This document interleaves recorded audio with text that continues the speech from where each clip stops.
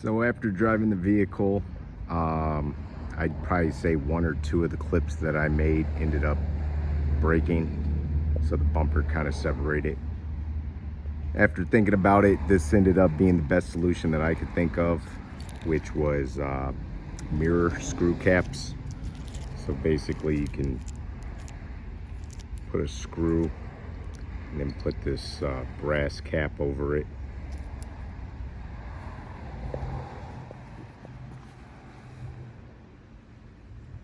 So one on that side.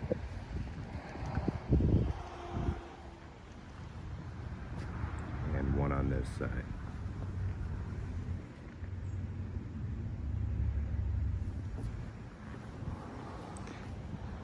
Might not look the best, but it's gonna do the job. The bumper is very sturdy.